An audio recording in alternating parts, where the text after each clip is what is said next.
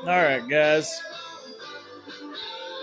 So I've been doing a little bit of work on my EF, a little body work, a little wiring for the kswap.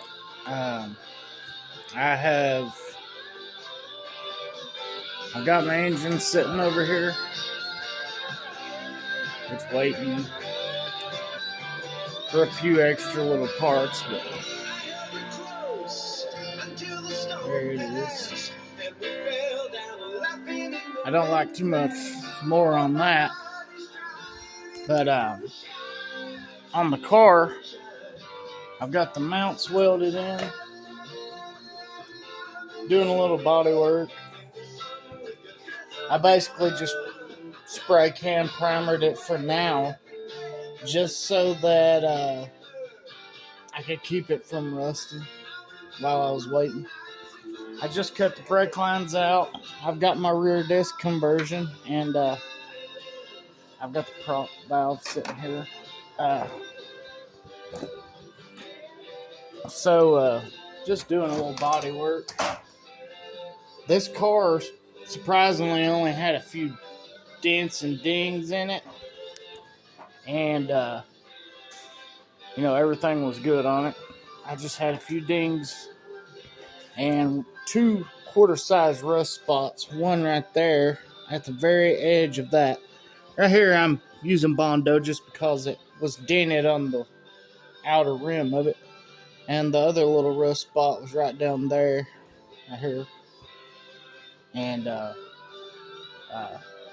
me and a buddy of mine, we're going to shave this because the part's discontinued. Most of you EF guys already know that. But I'm going to have this windshield removed. I'm going to fill this in with weld, and then I'm going to tack a thin strip of steel, probably cut it out of a hood of an old Cadillac or something, and weld it in on both sides, and then fiberglass it smooth with the body. My hood, a lot of people will probably end up doing this because it's going to look sexy when I'm done with it. But there's a few hoods you can use where you cut the rise out of it. How the SIR hood, instead of sinking in here, it lifts up. Well, some Ford Expedition hoods, the newer Chevy Tahoes, the one that I'm looking at is a 07 Nissan Xterra. They have a rise that kind of has a slope like this here. And I'm thinking about cutting the rise out of the Xterra hood, cutting it to fit right through here, and then welding it. Just a tack here and there. And shaping it to lay right on this hood. And cutting it off right here just above where the windshield sprayers are. And, forming it right into the EF hood for the K24A2 over there. And so right now, my firewall and the whole engine bay is in the beginning phases of getting it ready for paint. The whole car is going to get painted. Inside,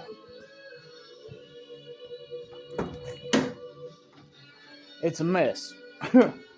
I've got a lot of my interior and all the extra parts, the fenders and all that right back here. But right here, I've got the steering column held on by one bolt because I'm taking it up and down often.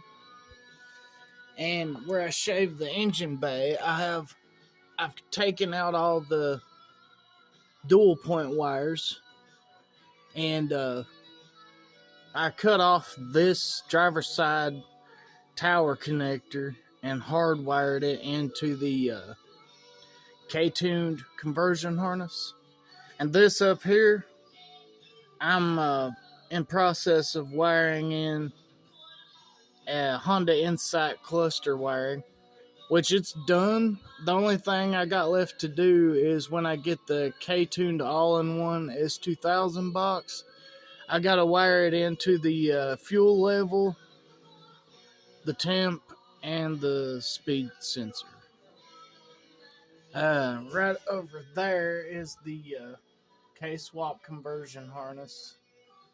So all that is in there tidy. I'm just I'm also gonna cut an aluminum plate with tabs cut into it and bent in a way to where it kind of covers the ECU, and probably going to put the brake prop valve down there. And so the ECU, the prop valve, and a few different things are going to be bolted to the floor with rib nuts. Right now I have 3 M8 by 1.25 rib nuts in that floorboard over there up under the vent duct. That will be, I'm going to buy one of those. You can get them at any parts store. It's those energy suspension end links for rear sway bar. I'm going to take those polyurethane pieces and, stick them underneath of my ECU and then run a bolt through it into the rib nut as a vibration dampener for the engine computer. These vents and ductwork and all this is not staying here because I'm tired of the 88 to 91 EF climate controls, how they break so easily. I've bought 3 for this already back when I was running the dual overhead cam ZC engine in it. And the same piece for the hot cold area broke, and so I'm going to switch it over to the CRX setup with probably the Honda Accord climate control swap and all that. But like I'm really right now, the only reason my engine is not in the engine bay is I'm waiting for summer.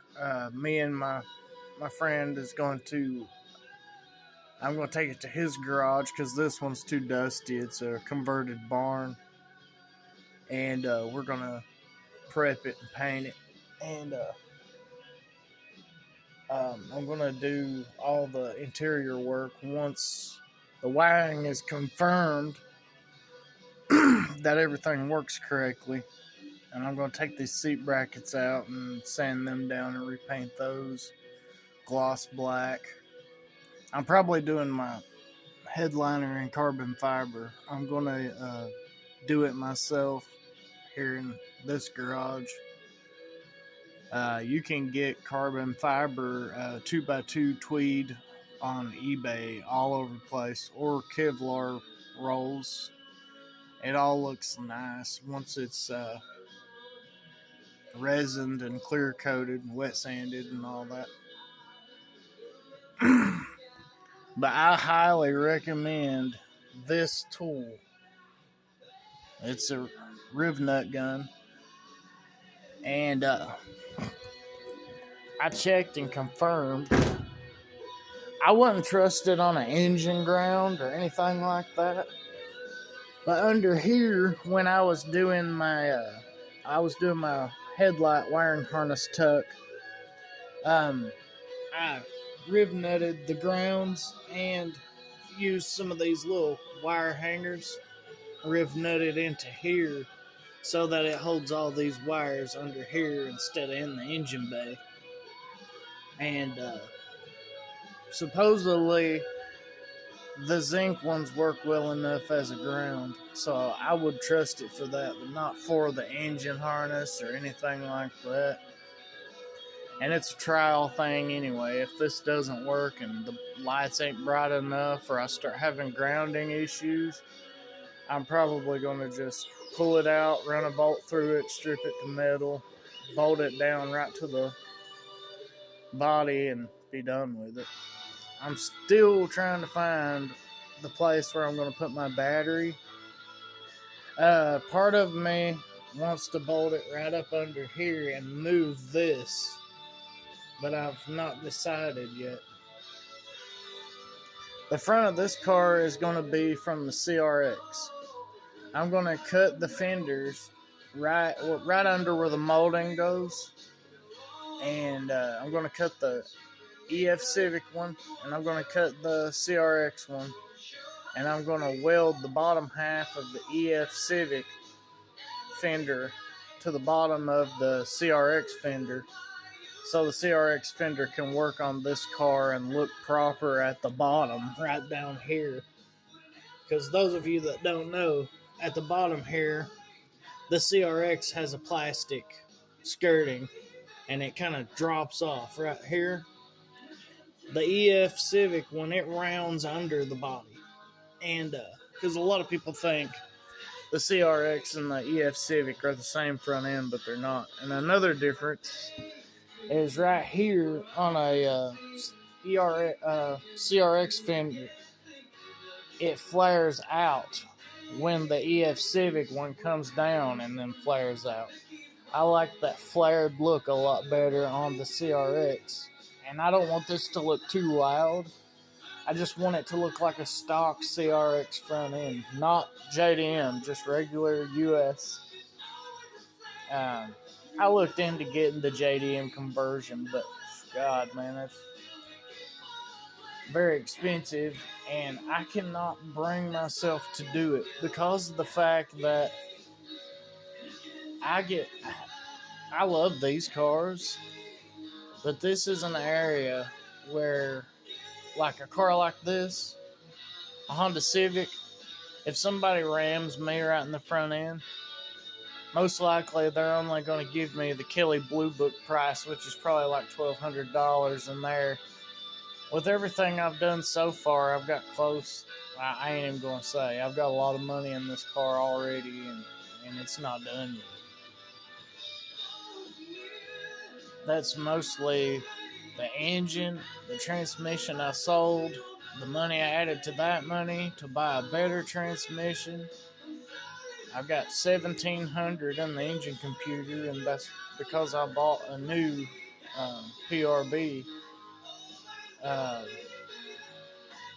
All the stuff, the timing, and everything I've done to the engine, and super damper alone was a little over $500, and the timing stuff I bought mostly all OEM.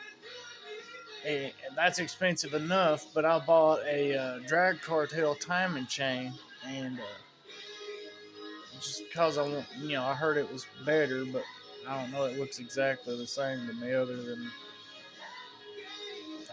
I don't know what the real difference is. I just thought maybe it would be stronger. I just looked at it and made that call. Trying to think of what else I'm doing here. So basically it's work in progress. And I'm doing 2 projects. The other engine is in my house, right in my room. I've been working on everything for it in there.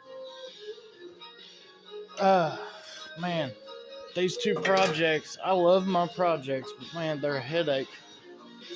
And when things don't go the way I want it to, or I can't find the part that I want, or someone does excellent work and I don't have the money to get it done right away,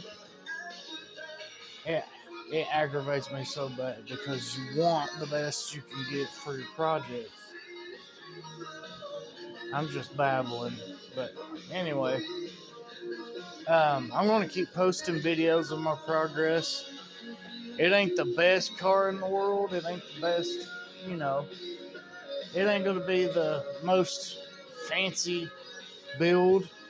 It's not going to have the most horsepower. It's not going to be the most anything. It's just my car, and I can't wait to get it running. Alright, guys, next time when I do a little bit more progress, I'll post more videos. I plan to have a lot of videos up. I hate that I started so late doing this because I've already done a lot to this car. I've got, oh, that's another thing. The whole suspension in the back is True Heart Street Plus. I've got a ASR subframe kit and ASR sway bar. And all True Heart. I got True Heart LCAs, True Heart toe arms, True Heart lateral arms.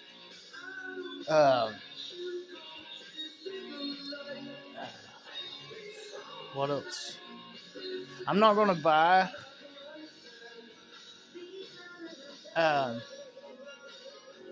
the brake tuck kit. I'm going to do my own just because I'm good at that stuff. And it won't look as pretty as like Hush Performance or any one of those other brands that make those tuck kits. But there won't be brake lines underneath in the engine bay. So,